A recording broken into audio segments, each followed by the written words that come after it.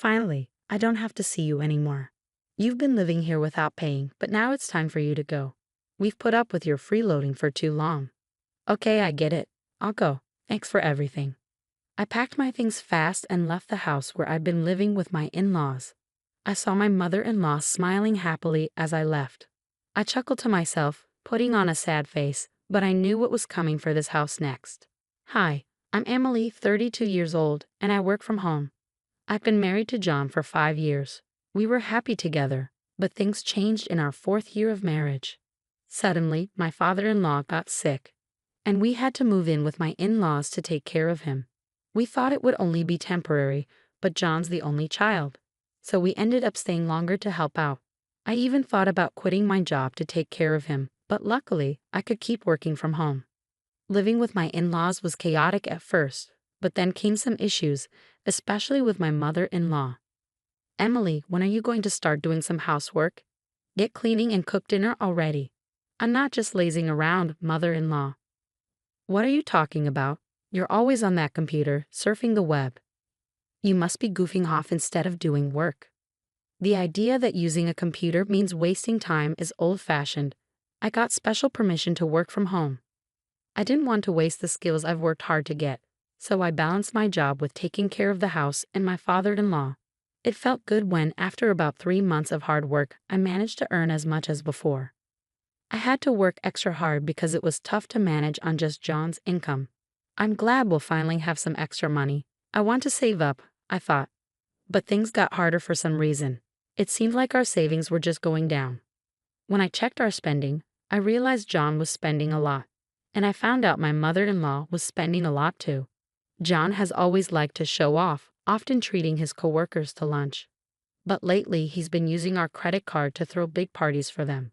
Obviously, if you spend more than you earn, your savings will go down. As for my mother-in-law, she's picked up a bunch of expensive hobbies with her friends, spending money on classes and socializing without thinking twice. With both John and my mother-in-law piling chores and caregiving on me while spending recklessly, I reached my limit.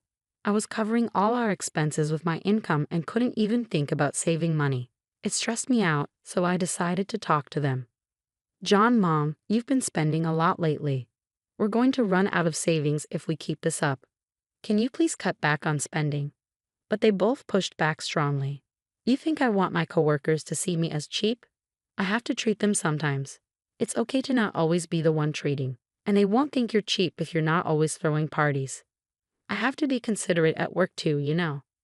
It's one thing to treat your coworkers to lunch, but taking them to a bar on your tab? How does that have anything to do with work? You're just doing it for fun, right? And don't pretend you don't know. You come home drunk and brag about it. You're having way more fun than talking to your own mom. You see what I mean, right? Haha. I go to my classes too, to have fun with my friends. Are you saying I should just stay home? You're not being a good wife. You, who only know how to do housework, have no right to tell me what to do. Why is she acting so superior when all she does is stay at home? I work too, you know. I earn money and help with the household. I'm also taking care of your dad, not just doing chores. Stop lying. My mom takes care of Dad, and since you're not even going to the office, you're not making much, are you? Who do you think you are, acting all superior just because you work part-time? I was stunned, speechless. It seemed like they didn't understand that I was really working, taking care of the house and my father-in-law, all while earning money. And my mother-in-law seemed to have told John that she was the one looking after my father-in-law, making me seem lazy. I thought about leaving many times, but I stayed for my father-in-law. He's always been kind to me since I married John, always saying, "Emily, I'm sorry you have to put up with so much." Father-in-law, I don't mind taking care of you. What are you talking about?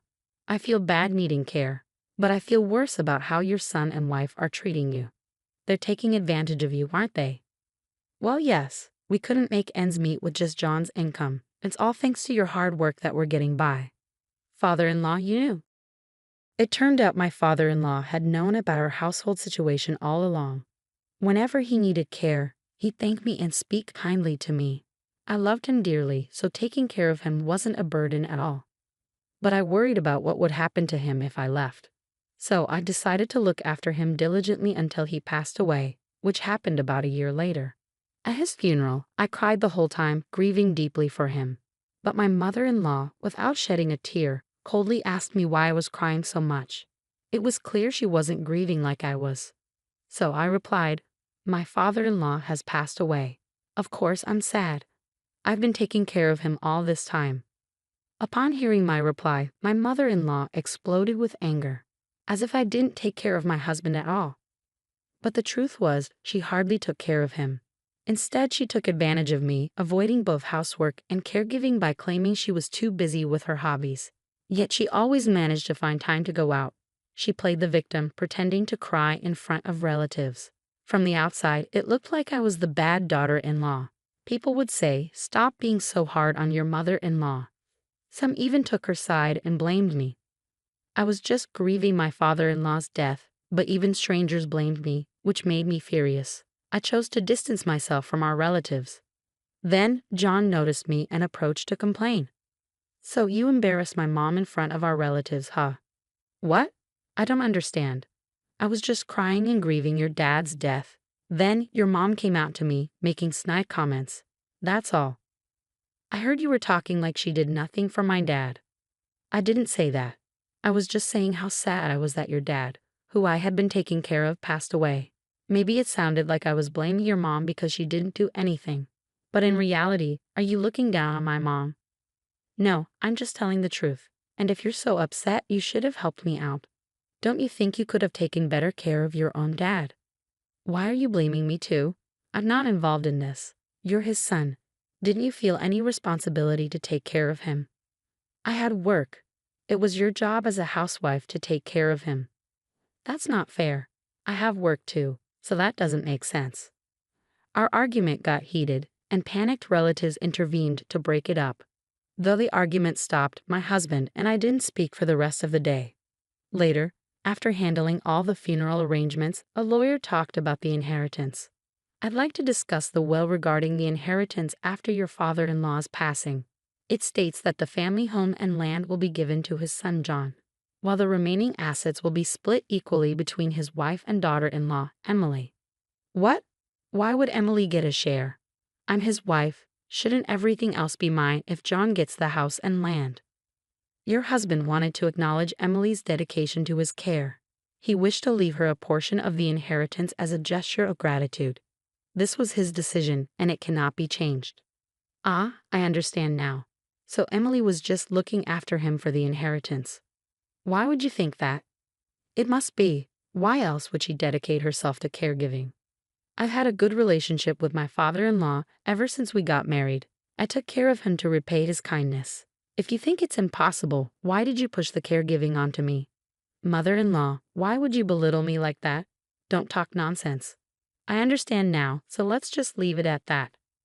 When the lawyer was there, my mother-in-law couldn't say anything rude, so she kept talking, looking annoyed. "He made that decision. Well, I suppose it's a way of saying thank you for taking care of him. There's no other explanation." Then the lawyer kept talking. "Can I go on? Your father-in-law wrote a note saying Emily doesn't have to look after him anymore." When the lawyer said that, my mother-in-law's face, which had been angry before, suddenly changed to a happy smile. "I got it. I get what it means now."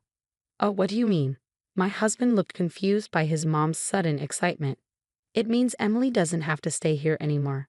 Since she won't have to take care of my husband, the money split wasn't a thank you, it was just like a goodbye payment."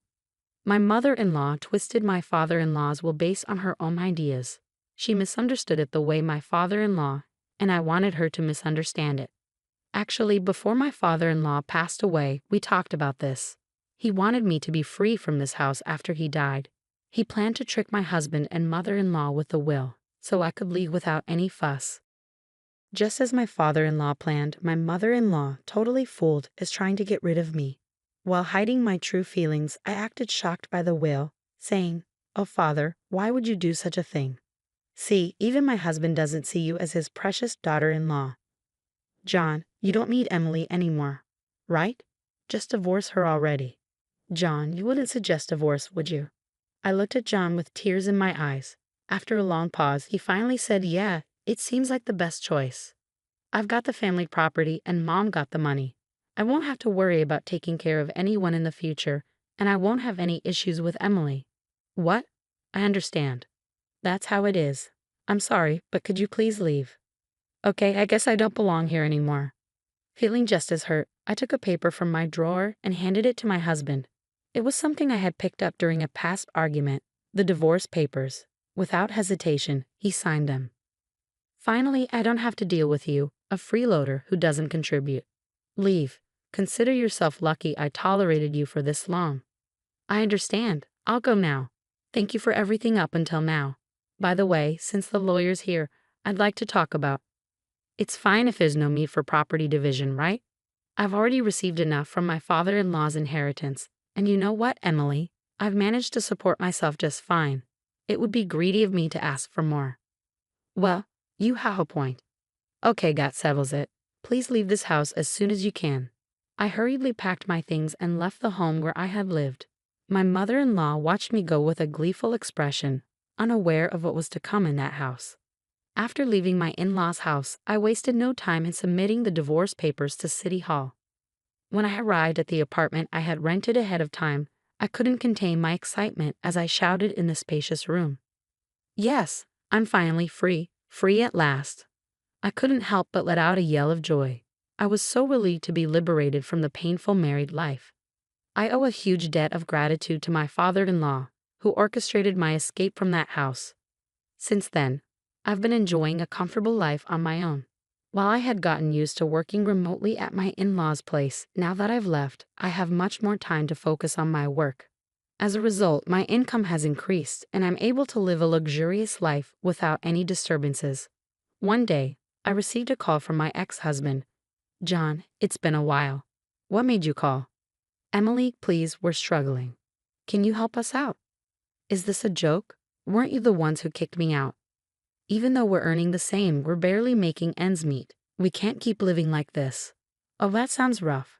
I decided to lay it out straight. Well, that's because my salary isn't supporting the household anymore. What do you mean? Can't you see? You couldn't sustain your lifestyle just with your income, even though you were spending lavishly, and I couldn't afford our lifestyle on my own.